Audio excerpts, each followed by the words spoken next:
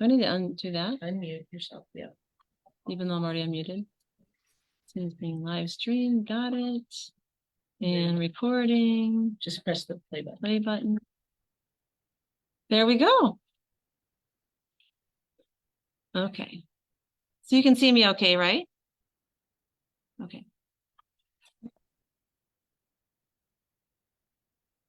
All right, I'm going to share my screen. Let's see. Where is it? There we go. There.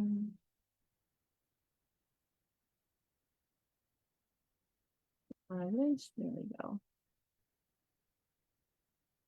I was trying to make this full screen and I couldn't figure out, so it'll just be like this, unfortunately. But I'm here to tell you I'm Barb Spitzock with EPiQ Lending, and I'm here to talk to you about the art of following up with your potential clients, with your buyers, with your sellers, all that good stuff.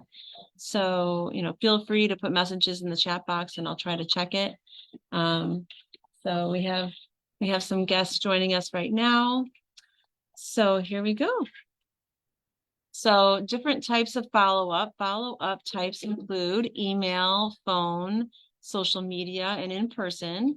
So you choose the method that best suits your prospect and your message. So getting to know your audience is huge because some people do like text over you calling them, or they prefer email over text. So it's good to find out upfront what their preference is so that you're meeting their comfort zone, and to keep consistent with that, right? And so rules of following up: always follow up within 24 to 48 hours of meeting with your client or your potential buyer or seller. Personalize your follow-up message to them so that it doesn't look generic and looks more authentic. Provide value in every interaction. So anything that you can provide to them that shows you're going the extra mile to stand out amongst the rest, right? And feel free to unmute yourself. And if you have things that you want to share that you've experienced or, want to bounce ideas off of, please go ahead. So scripting your follow-up to effectively follow up. Personalize your message, provide value, be persistent but not pushy, and set clear steps. Happy selling, right? So common follow-up mistakes. Not following up at all is your number one biggest mistake. Waiting too long to follow up can make you lose this lead. Only following up once and not trying again can be a missed opportunity. So repetitiveness on follow-up without being, like a pest is key. So best practices for following up: use a combination of phone and email to follow up with prospects. Be persistent, but respectful of their time, and personalize your message to stand out. So the importance of follow-up: schedule follow-up meetings immediately after initial contact. Make sure to personalize each follow-up interaction. Use follow-up boss to manage follow-ups and stay organized.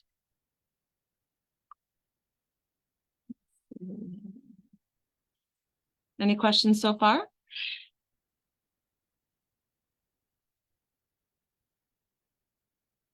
Communication channels. So email is a great way to send a detailed follow-up message so that everything is there in writing. If you're talking about figures or timelines, that kind of thing. Phone used for more personal communication, and video chat can create a virtual face-to-face experience with your client if they're not able to meet you face-to-face. And I've done that quite a bit with people from out of state, just so that they feel more comfortable with who they're dealing with.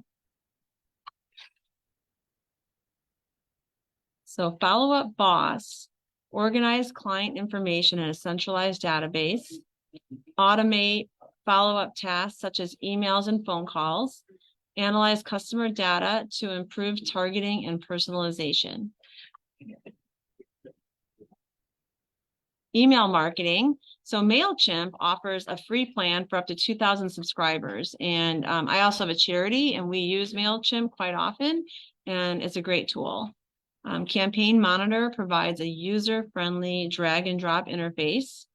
And Constant Contact has a variety of customizable templates and automation options.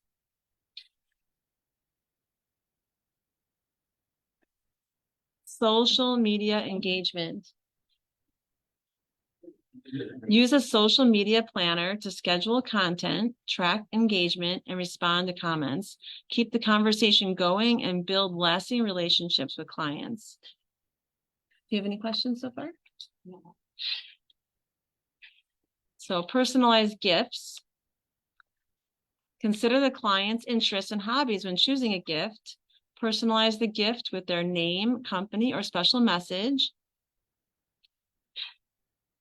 Make sure the gift is appropriate for the client's culture and values. So I know a lot of realtors that do those Cutco knives, and then they have their name and phone number put on the cut. Have you heard of the Cutco knives? I went to a showing.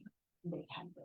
They're pretty nice. Yeah. They're expensive, but they're nice. And if you get like one nice one and it has your information on it and they like to use it all the time, they're always going to remember who gave it to them.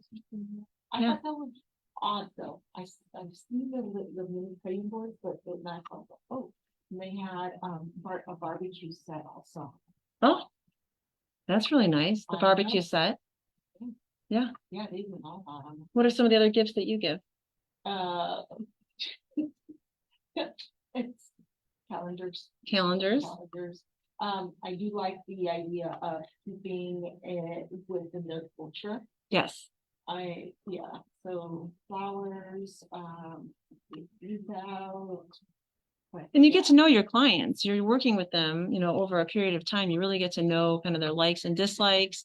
Hobbies is a good one. I didn't think of getting those hobbies out. Like, hey, what do you like to do? That's more personalized. Yeah, and like Home Goods, sometimes I'll go and I'll put together some really nice things from Home Goods. They have really cute cutting boards. Obviously, they're not personalized with our information on it. So you can go to like Etsy, and Etsy, you can have things personalized. And I know there's a lot of agents that recommend other people, even in our area, that can do those customizable cutting boards that have the different wood grains. And sometimes people put them on display on an easel on their countertop. So then they're always thinking of you. Yeah. Because it might say their name on it, like the Fishers, and then the back has your information on it. So it's a great idea for sure to customize it to their likes. And then the conclusion to following up is to effectively follow up with clients, create a plan that included personalized messages, timely responses, and frequent check-ins to ensure satisfaction. So I'd love to open this up to everyone as far as what's worked for you over time and share it with the group. So once you establish, not a question and answer. It's okay. Once you establish that link, when you're talking, you're following up, you're already in business, maybe you're waiting to buy. But once you're already there, I had one of my clients, an investor, just sent me when we had been talking since last year, and this just started like drip campaigning me just a lot, and it's like we've never talked, and so I'm not responding to him anymore. I felt like, okay, you're just a generic realtor now, since we've established a relationship for a year ago. So that's one of the things. Don't go back to just generic drip when you already established a client. Oh, absolutely. Absolutely. That doesn't feel authentic at all. No, I maybe I'm just being difficult, maybe, but that just, my other investors have not done that. So that's why. No, when you have experience with other people of that nature, then what's acceptable and what isn't. Yeah, for sure. I didn't like that. We were talking about, customizable gifts. Oh, are you listening? That's okay. No worries. Title, in the past, and you mentioned culture. Yes. Hispanics believe that you have to put a penny with them because they cut a relationship. You They cut- count it as you- part of the relationship? No, you cut a relationship with if you give somebody knives. Oh, so if you're giving them knives, you have to give it has with a to- penny? It has to come with a penny. Interesting. There, it's, yeah, that's why when you said culture, I was like, ah, that plays a lot into it. Is that when you give a gift that's a purse or wallet? You have Yeah. to put a You dollar have in to there put or something money. around, yeah. Yeah, and there's some cultures that you can immediately disrespect someone not even knowing. That's a big one. Yeah, there's a lot of cultural. And then, I know a lot of agents that give like wine baskets and that kind of thing. And you never know if someone, if you don't know if they're, if they drink socially or not, that wouldn't be a good idea. But if you know they socialize a lot and they want to entertain, then you can get some kind of cocktail glasses with, maybe one of those serving trays. There's so many cute serving trays out there. And maybe you can even find something that you could put on the bottom of it, like a nice sticker, like a metallic sticker with your information, Yeah. kind of keep on there. Some Okay. people do like a questionnaire of anything, hobbies and anything they like.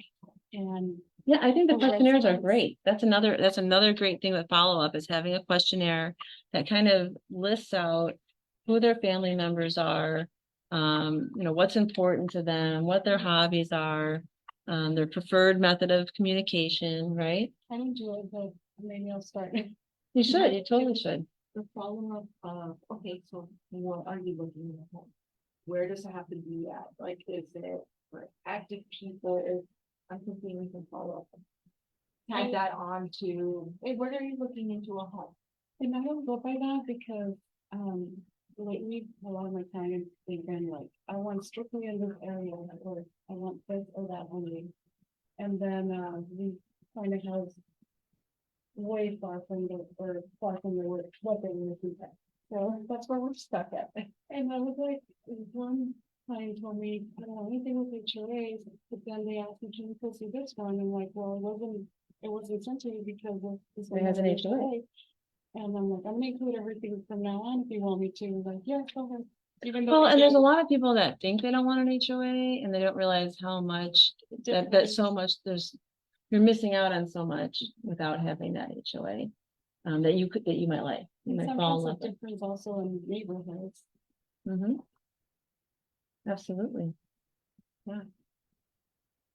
So you don't have a questionnaire right now that you use, but No, but I see number four. there was an agent I met with when I first got in the business, and that was his MO. Like he wanted to make sure like he had their wedding anniversary, their birthdays. And kind of going back to the divorce class that Ricky had done a couple weeks ago. I mean, having those milestone dates is important because it makes them feel important when you're reaching out to them for their birthday, their anniversary, and then as we know, a lot of divorce out there, around that 8-year mark. And if you're staying in front of them, they might need to sell and buy. You never know. I mean, it's sad to say because nobody wants to see anyone get divorced. Well, that's what I was telling Ricky. I was like, I don't know why my CRM has all of these date inputs and I don't fill them out. And after that class, I was like, I get it. Oh, not your home anniversary, no, but your actual anniversary. And having your home anniversary is nice too, because then you can say, hey, happy 2 years in your home, that kind of thing. And maybe even send some little pop by. Well, for it. that one was the usual one, but I was like, yeah, okay, home anniversary, but there was another anniversary on there. And I was like, what is the second one? Until I figured out that's wrong. It's important. Sad. It is sad, but it is important because that happens every day. What was the statistic he said in the Oh, it class? was crazy. It was a crazy, It was crazy. My jaw, I was still picking up my jaw from that class. I was like, stuff they don't know. Right, absolutely. And we are doing EPiQ's doing another class on November 30th at We Serve up on Union Hills, regarding different types of financing and mortgages. So like reverse mortgages, DSCR, also, how to talk to people about their credit score, even though that's not really something you want to get into, but just so you understand what goes into it. And then the different financing aspects of the loan.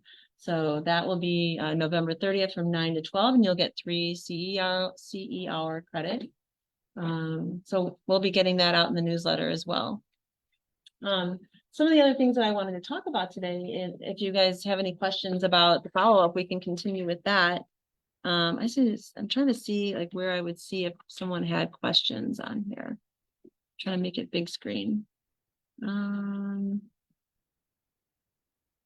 Barb, can you give information on this follow-up boss, MailChimp and campaign? Yeah. Yeah, I can send out more information on that. Because I know my follow-ups are on my task label. And I have like 3 tasks to do, so that's not working. Sad to say. I will I get that. recognize it's not working. I will get that for you. 1, 2, 3. Yeah, I have one more to go. Yeah, I'll get you the information on the different programs. MailChimp and Follow-Up Boss. Was there some, I would say like about, no, I don't know, 3 out of 5 of people that I have in my CRM don't have a phone number, so it has to be an email. Email it always, you know, it's have to do that. Yeah, I can't text, I can't call, and I need to follow with an email. There's 3 emails, and I think I just dropped off at like the second one. That's not good.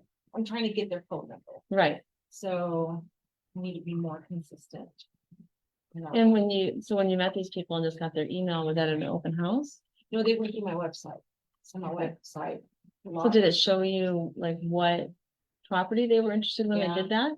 So maybe you could also find similar properties and say, I know that you originally liked this one, but hey, this one just popped up. You might be interested in it, and that might entice them to reach out to you as well. You can just like that. Send an email. Can you get more information?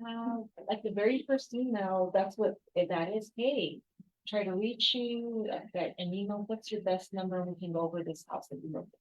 And it doesn't work. So the second one follows up to that one. And then I've never sent a third one. It's awful that I'm saying that. I'm paying for this for. Which one are you using? I'm using Elevate, but it's not that they're not giving me leads. I'm not doing the proper follow-up. I don't think. Right. I've gotten probably like 1 out of 20 that I'm established. But that's a little. And isn't there one through Realty One as well? Yeah, I set that one up and I don't check it. Maybe you can set up for like push notifications so that Yeah, you and see, you know. that's why I want to do a follow-up, see if I can tie it into one of these. Yeah, I'll definitely get you the information on it. And that automated a little bit more. Did you ever post your video? What is it? Did you ever post our video? It's still in the edit floor. You got the flyers I sent you? Yes. Okay. Yes, thank you. So those are gonna be linked up, but yeah, so that one, because Jeremy works on that one. So Amy and I created a video last week about the 1-0 buy down and the rate rebound program. And right now it's a pretty good combo of programs for your buyers, because it allows them to pay 1% less for the first 12 months. And then after that, they can do a rate rebound with us, which is a refinance at no lender fees and $1,000 towards title. And they can do that several times over the 5 years that it's valid for. So it's very advantageous. It's close to being a free refi as far as costs are concerned. And it gets people off the fence of wanting to buy. Because some of them are waiting till next year, which, as we all know, is not a good tactic when we know interest rates will probably come down, which means prices will go up, and lower inventory levels will cause people to be paying over asking again. And we know a lot of people aren't going to be able to compete in that environment. And the rate we found up to 5 years. Mm-hmm. So that one I've sent to 3 of my customers. Mm-hmm. Hey, because they're still on the fence. Yeah. But Well, that 1-0 buy down with that, I mean, it's like a no-brainer. And then the 2-1, they could still do the 2-1 and the same money would go towards that. So the follow-up with the rate rebound also is because I think that their fear is of being trapped into this very high interest rate. And there are people out there, believe it or not, they're still thinking it's gonna drop to a 2. Hmm. I know, but I'm like, If that happens, I can't fantastic, say but don't yes or wait, no. but I don't mean, wait for it. Yeah, I'm like, but in the meantime, let's do this. Yeah. Yeah. And then we For also, people. I don't know if you're familiar with, and I hope you guys don't mind me talking about some of our other programs, but Home Funded. Home Funded is one of our platforms where, say, you know someone's gonna be getting married, and instead of them registering for gifts at, say, Target or Macy's or whatever the case, they can register through Home Funded. You create a portal for you as the agent, and then you send your portal to them to create their campaign. And then they create their campaign, they can share it on social media. Anybody can contribute to it.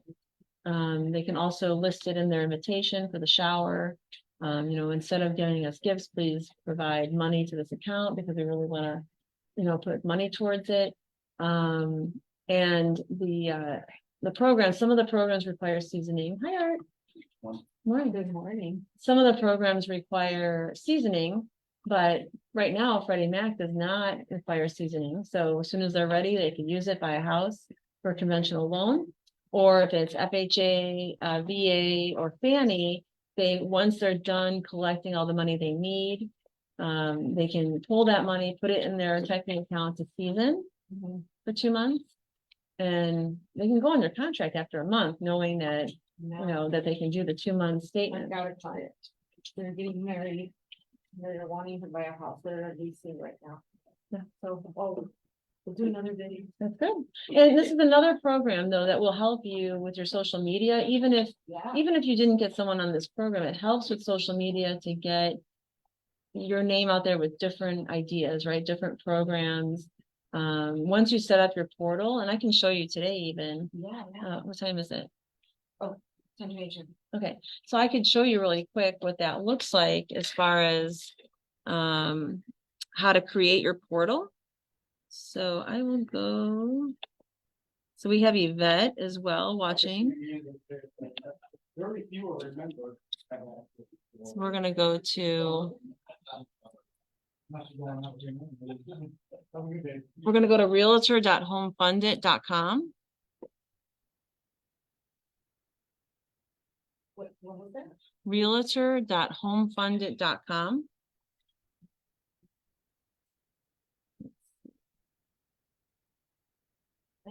I did put on.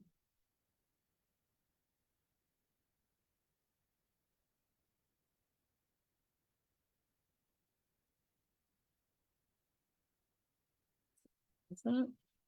Yeah, I got the same. The site can't be reached. Mine's thinking, so let's see if this pops up. We'll see if we get the same thing.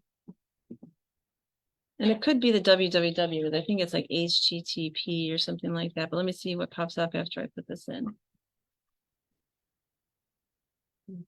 Yeah. No longer sharing, just so they can see. You switched it on. Oh, I'm still sharing. I think it's So still. stop sharing your screen. See, you've got you as large now. Oh, right here. Yeah, that's fine. Well, because I wanted to see if this would come up because we're talking about it. Yeah. Okay, right, thanks. That question is wrong. So Bonnie is on the line. I didn't see anyone else on here. It's so funny. I only see the one. Well, I don't know why that's taking so long, but I'm gonna get off of there. I'll go down here. And I didn't realize that I had stopped sharing, but that's okay.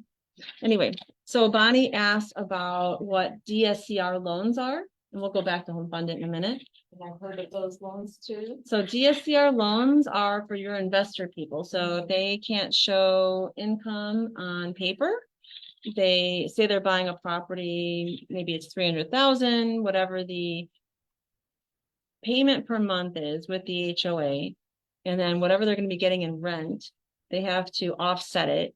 And depending on that ratio, whether it's 90, like 0.90 or 1 or 1.1, depends on your interest rate then.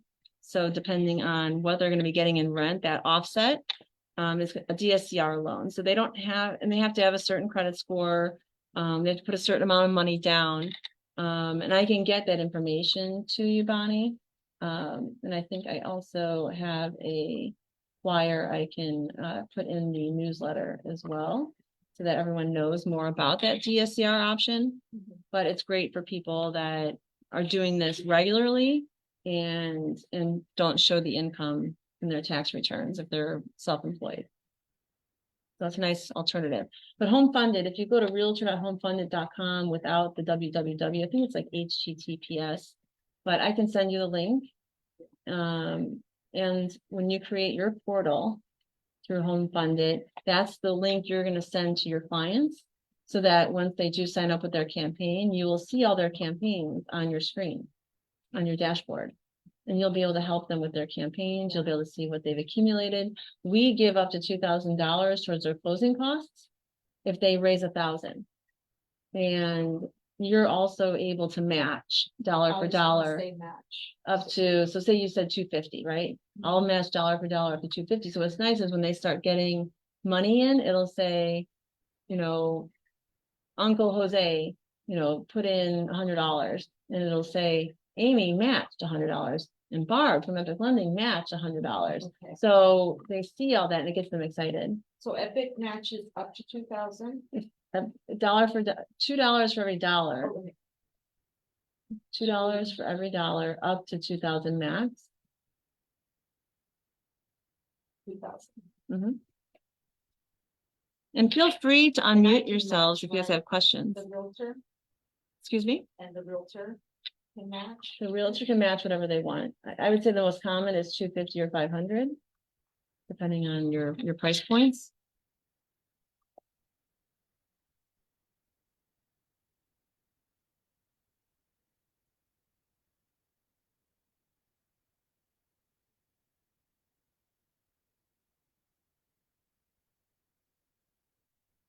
Or did you send Melissa something you wanted to share on the screen? Send it to you. You know, to you. Then, you know, something. Yeah. Can you do it from your phone? Can you email Melissa? And then I can pull it up on her computer. The home funding, you know what's the top dollar on that? Home funded. Home funded. So there's no max. And there's no minimum time frame either. So if you have friends who have kids that are in college and they're going to want to buy them next year or two, you know, they're perfect candidates, because anyone for their birthday, Christmas, they can put money in there. There's also something called Up It. So the Up It is shopping. There's like 400 or something like that retailers. Amazon is not one of them. But everything else is in there. And so if you send the link from your campaign, not you, but your client, if they send that link to their family members or their friends, people can shop online using that link, and a percentage goes into their account. And it'll tell you what the percentage is. It'll say like Petco is 4%, Walmart is 3%, whatever the case, whatever they're spending already doesn't make their price go up. Yeah. You know, so it's just sharing. It's pretty unique. And then you can send a link to that one. Yeah, the home funded, absolutely. Home funded and the shopping. Up It. So the Up It is through their campaign. So if your clients create a campaign, they're going to have their own Up It link for their Okay, so it family. comes there. Okay. Yes, I'll show you how to do that. Okay. And there's also a webinar for everyone that's interested. Most Fridays, there's a webinar that the organizer that has created this at CMG Financial, which is our parent company. Realtors are allowed to be on this webinar, and it's a wealth of knowledge. It talks to you about how to market yourselves, how to co-brand some of the videos they've created, which I can also show you. But I can put that in the newsletter maybe midweek this week, so that you have the webinar information. And I am going to pass this over to Art. So if you guys have any more questions for me, please reach out 480 266-5034. Again, my name is Barb Spitzock with EPiQ Lending. Thank you. All right, Art, we can switch spots and I'll go over there. And then you said you sent the email? Yeah. Let me see if I can open it.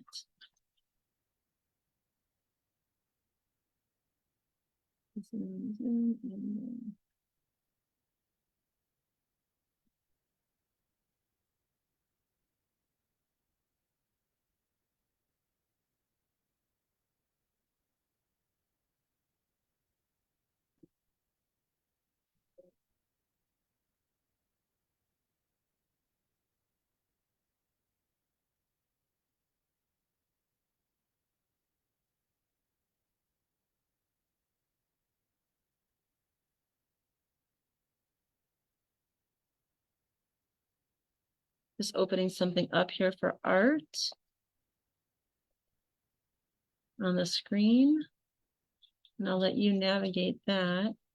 And I will share the screen. Screen sharing.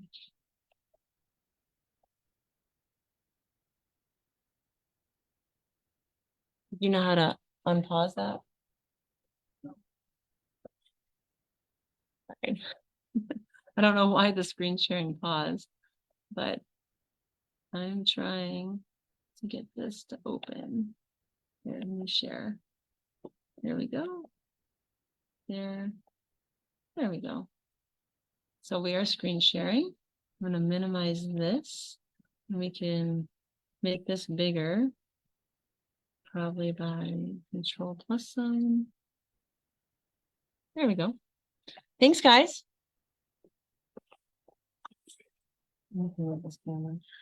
All right. Good morning, everyone. It's Art from ROC Title here. I'm going to show you a little bit of what we do behind the scenes once you deliver us a contract for your client. The escrow process is a lot of we do what makes us kind of like the Wizard of Oz behind the scenes. We do a lot of stuff that is unseen, that a lot of people don't require the amount of work that we have to go through to handle transactions. This flow sheet basically has most scenarios a little bit more than your traditional sale, because there's got solar on here, it's got well inspections on here, it's got on water, wastewater, septic on there. So we start at the top. We're just going to talk about when we receive the contract. We always want to make sure we have the contract with any counters, any addendums, or any pre-qual we might have. We'll reach out to the agents to get the information, because a lot of the clients don't like to put that information on the contract, which I understand and I kind of agree with. So if you can kind of get in the habit when you're sending a contract, or you know you're getting a new contract, that you could send us at least your client's phone number and email address, and we can get the rest of the information we need from them. Earnest money, unless you tell us different, we're normally going to try to coordinate that with the buyer. So that's another reason we need to have the buyer's at least phone number, so we can contact them for how we need to get the earnest money. Next, we need to know the pre-qual. Is there a lender? Is it a mortgage broker or is it a lender? I've been doing a lot of mortgage brokers here lately. And that's something that we need to know up front, because that also depends on how we open the contract, because the mortgage broker is not the one who's going to be insured. It's going to be the end lender who's going to be insured. So we have to know how to open that title policy on that note. We will go in, we will confirm the sellers.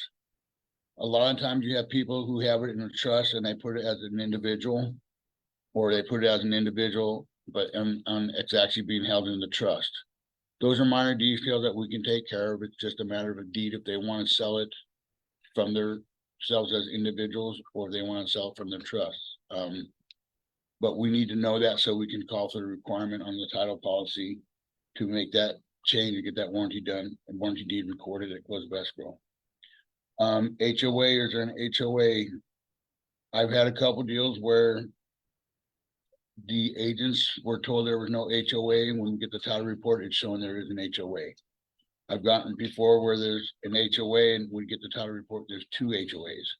So some of them are just have been HOAs that originally were put in place and then have just gone away and are no longer active. That happens a lot too. So that's just information, thing that we have to be concerned with, because we have to make sure everything's clear when we convey title and ensure new title to new owners. Any additional clause addendums? There 1031. Is there a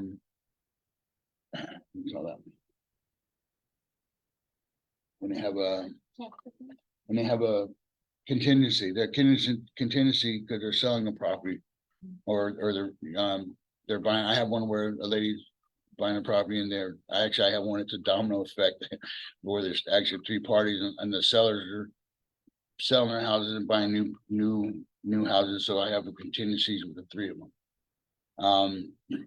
Is there a well? On wells, we don't normally do much with the well unless it's on the actual property that we're transacting with. If there's a shared well agreement, that's between the parties to figure out who's actually maintaining it. We will inquire about if there's any assessments, any transfer fees, any upfront payment they need to make towards repairs, or if there's a fund for that. And then that's mainly between the parties on the well agreement. If the well is on the property we're conveying, we will have to have the well information. We will have to notify the county that the property is being sold and the owner of the well is being changed as well. We go down a little bit farther down here, we go to the wastewater management, that goes to septic. On a septic, we will always need to have it inspected. We will always need the inspection report because we have to notify the county that this property is being conveyed and has been inspected and everything is checked out and it's good to go. Solar is another one that we have. Sometimes it can be a bit of a hassle. Solar companies aren't on our timeline usually. They're on their timeline. So it's imperative that when we have a solar that we get that started right away, because the buyer has to be approved. They have to do a credit report with the solar company. They have to be approved to take over the payments for that. And prior to that, we will need a UCC termination for the current UCC of the current owner on the property. They'll give us a termination and we'll record it within 60 days. They'll go back and they'll re-record a new UCC form for the new buyers on that. Next down, let's see, how do I, have a, so we go down here, obtain title commitment. Once we get a title commitment, that takes usually 3 days, 72 hours, 48 to 72 hours to get the title commitment. And that's going to come back and that's going to tell us everything that shows up on title on this property. It could be HOA liens, could be judgments, could be child support, could be less pendants, some lawsuits. We've been having some bail bonds issue here lately. Mortgages. It could be a mortgage that was paid off in a prior transaction, but the release was never recorded, so it's still showing as a lien on the property. And those are issues that we have to take care of in the background. We'll reach out to the previous title company, get evidence from them showing that they did pay off that mortgage and they should have gotten that released, which they do. They give us an indemnity, it indemnifies us. So there's just a lot of things that go on in the background here it's just part of what we do.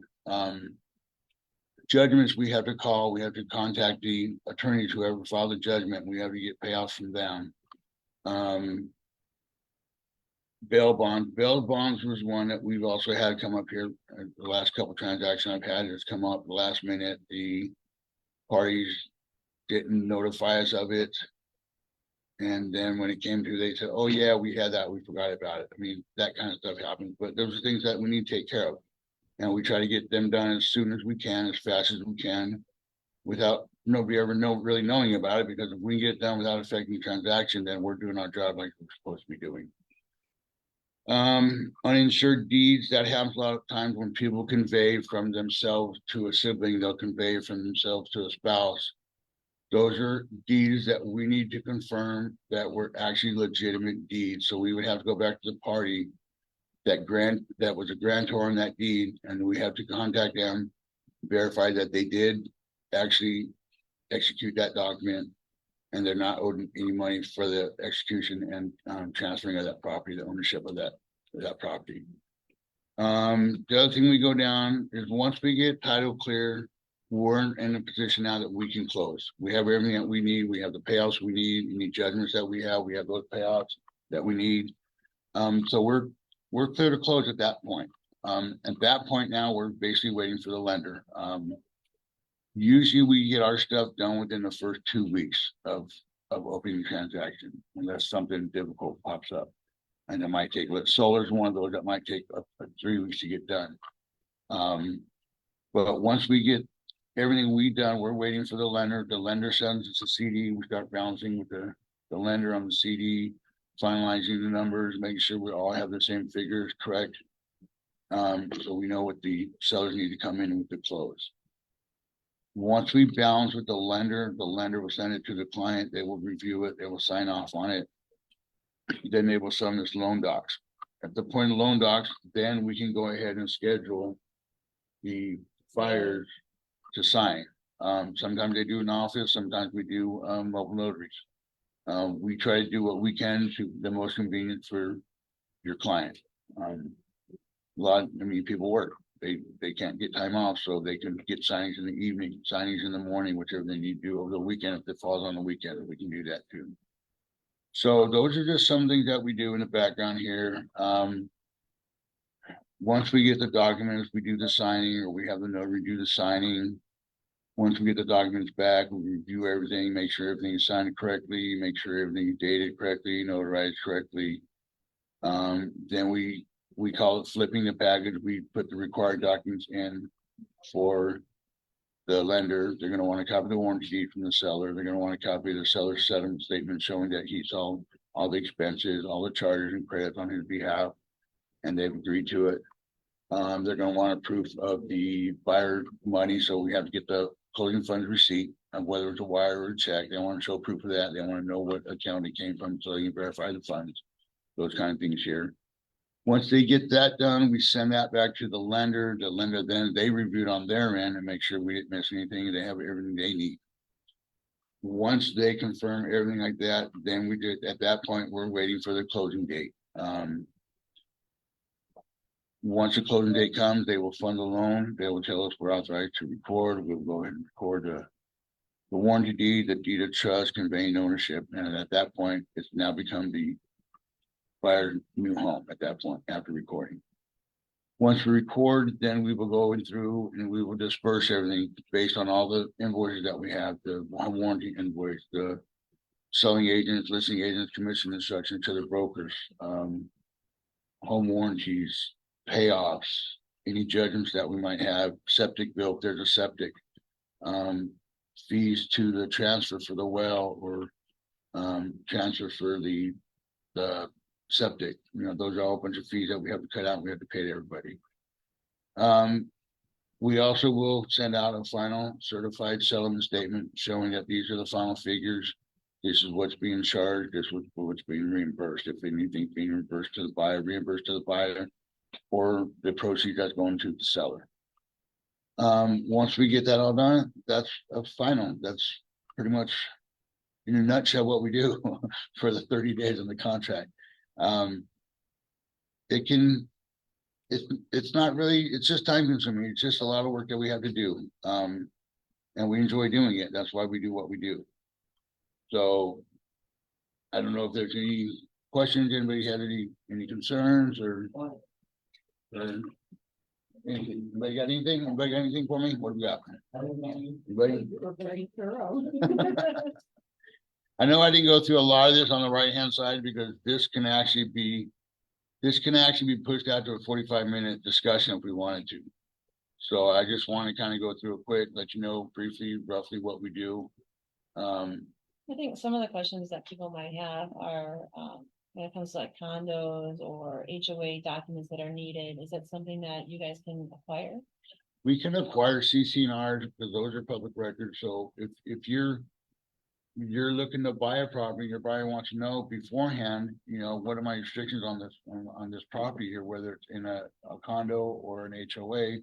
we can access CCNRs and get those for you prior to that, so your client can review them. You know, some CCNRs, some HOAs can be very, very strict. Some of them, I mean, they all have their rules, but some of them can be a little far-fetched, and, you know, Some have rules on they have rules. short-term rentals. Short-term rentals, some of them have the rules on, they have rules on paint. You can't, you know, they have a paint scheme that you can only use certain colors to paint your house. Certain bushes, certain trees, Front doors, front doors, screen doors. screen doors, no trash cans visible, no cars parked out front.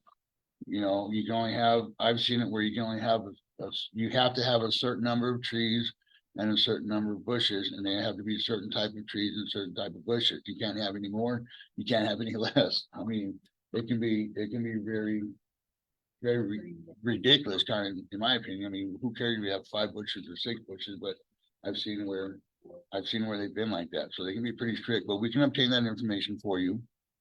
We can pretty much, if you want, we can do we call it a pre-order, which is you send us the information and we'll basically pull a title report on it, and we'll be able to show you what's actually on title. So if you know you have something, let's say there was a death in the family, we don't know if there was a discussion about, we don't know, you know, we can pull that information, we can know what we're gonna need to get that transaction taken care of. Sometimes you got to go to probate. Probate can take anywhere from 3 weeks to 6 months, depending on the value of the home and who's all involved, what kind of siblings, what kind of families all involved. I mean, that could draw out to be a long process as well. So those are just things that, you know, that we work with, we deal with. So if you have any questions, any concerns, your best bet was let us know what you got going on, and we can take a look at it, and we can give you a very good idea of what you're looking at. If there's a mess in there, you know. So I think that's what we do. We make sure everything's clean before it's conveyed to the new owners. That's what we're ensuring. And for all you that out there, I don't know if y'all know this, but title insurance is the only insurance in the world. You pay premium one time and you're insured as long as you own that property. You never pay an annual premium, you never pay a monthly premium, you pay it one time. And usually the seller pays for the owner, showing good faith when the sellers sell the property that they own it and it's clear and clean when they convey it to the new owners. So that's and we insure against a lot of things, forgeries, trusts, liens, liens and surveys, and, you know, lot lines and all kinds of encroachments and all kinds of different stuff. So, you know, like I said, if you have any questions, feel free, shoot us an email, shoot me an email, give me a phone call, let me know what you got, what you're looking at, and we can dig into it and find out what you're going to be looking at and how difficult it's going to be. But nothing we do is impossible. Sometimes it just takes a little bit longer. And I had a guy, this was probably 25 years ago, he had a business card and said, the impossible just takes a little bit longer. So it's nothing's impossible. We just got to do what we need to do to get it taken care of and get it insured. So on that note, also as an insurance company, we can refuse to insure something until we have the required things done to make us feel safe and secure that we're not going to be at risk of taking a loss as a title insurer. So that's pretty much what we do. And, you know, I mean, I'm sure there's more to it I'm missing, but that's the majority of what we do in a nutshell. So any other questions, anybody? No? Thank Anybody? you, Art. That was a lot of good information. Yeah. So, Maybe some more on solar, like what a seller or buyer agent can do to speed up that process. on solar, the most important thing, it has to be initiated by the seller, because the seller is the one who's on the solar. So it has to be initiated by the seller. The seller has to let the solar company know, hey, I'm selling my property. This is my buyer. The buyer, they will reach out to the buyer. They will ask for the buyer information, to the buyer will have to be approved through their credit approval that they can afford the solar. That also going to affect the loan, because that's going to affect their loan to value. That's another, that can be another fee. That's income. debt to income, because it's another fee now that they have to make sure that the solar fee is in the debt to income for their approval for the loan as well. So it'll affect that too. But you won't know what that is until you contact and start the process of the transferring of the solar. There's usually a fee, I believe, for that too. I believe it's around $250. Don't quote me on that, but I think it's around $250 to get that process started. They will not let us collect that at closing. They usually require that payment up front. So if something happens and it cancels, they still get their payment on it. We as a title company will do everything we can to help you with the solar, but a lot of times they won't talk to us because it's involved between the buyer and the seller. As far as from a title standpoint, they'll talk to us regarding the UCC termination, what we need. They might usually want a copy of the title report showing when it was reported, a copy of the UCC document. We have all that information. We get all that information to them. So that's not a problem, but I've seen these drag on before. So everybody has to be proactive when it comes to the solar. Because like I said before, the solar is not on our timeline. They have no concern about the close of escrow date. It doesn't affect them. They just will process as they do. So if you get a good agent at the solar company, they will work for you and you let them know your situation, your timelines. They will do everything they can to get everything to you in time. But sometimes you get that one person that just woke up on a bad day and they're just obstinate. So it's very imperative that you start it as soon as you can, the process for the transfer of the solar. Okay. As far as for like things with like a septic's usually the certification companies that go out and have to inspect it, they're usually anywhere from 3 to 5 days out. So you want to make sure you get that done. We just need to have it. We need to have it if we can a week before close of escrow. We just make sure there's not any repairs being done. Whether we need to pay the septic inspection fee or not, or if they've already been paid it outside of closing. and we have to have the information because we have to fill out a form that's with the county to transfer that septic over once it closes. Well, it's kind of the same thing. What else we got here? Now, let me go back here to the earnest money, because a lot of times we have issues, not so much with earnest money, but when we have a cancellation. According to Arizona, we have the good funds law. Wires are immediate funds. Cashier checks are immediate funds. Personal check, we have to wait 10 business days before. So let's just say your client drops off earnest money, $2,000 personal check, which that's fine. We can take personal check. We prefer cashier's check, but we'll take personal check. They get in 5 days to get an inspection. They say, oh, too much here, too many repairs. We want to cancel. So, okay, they cancel. 5 days in, well, we need our earnest money refunded. Okay, we're going to have to wait 5 days, 5 more days, because we have to wait 10 business days before we can refund that on the personal check. The only other way we can do that is if that client went to their bank and they were able to get a copy of the clear check from their bank and send it to us showing that that check's already cleared, then we could get with admin approval, we'd be able to release it sooner. But those are things, a money order, we're gonna have to wait on, because there's no way to verify that.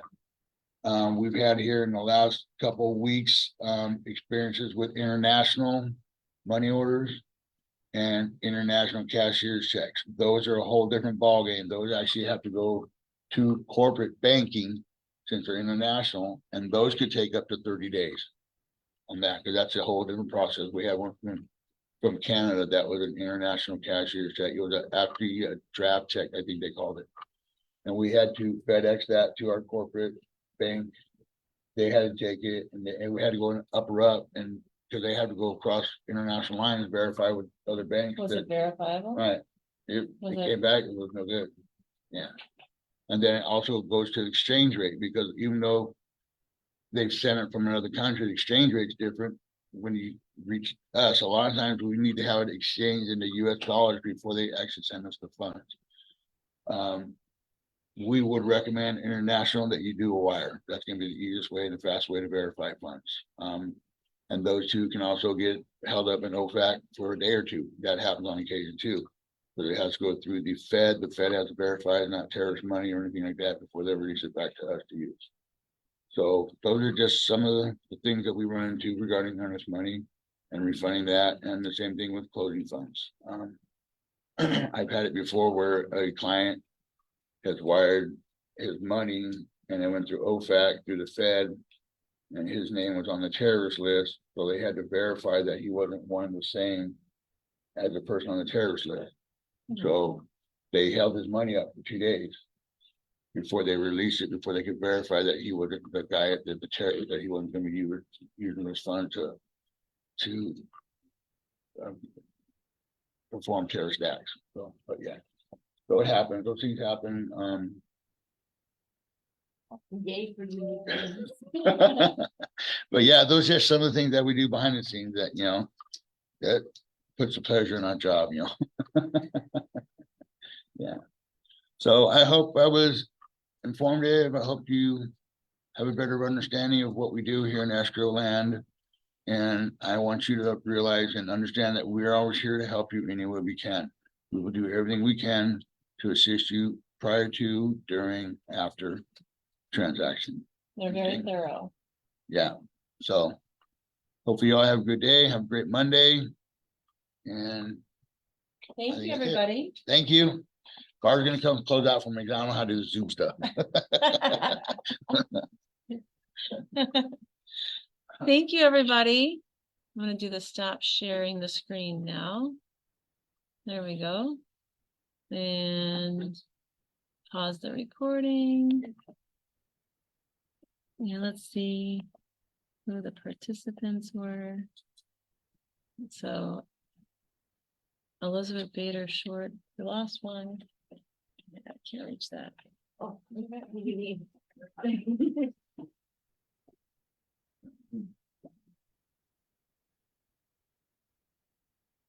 That was a yummy food. I know something smells really good. I have to bring it here because I don't have my microwave. Why? I decided I wasn't gonna use a microwave. So you're gonna So this doesn't work for it. I thought it was gonna be So my- Alexandria or Elizabeth, did you have any questions before I sign off? No, Okay, great. Well, thank you for joining us today. thanks. So when the fiance moves in, he's like. Thank you. I appreciate it. You're welcome. Have a great week, everyone. Yeah, thank Thank you. So my cousin upped me because mine has like 9 settings. And I was like, no, and it's one of the more conventional ones.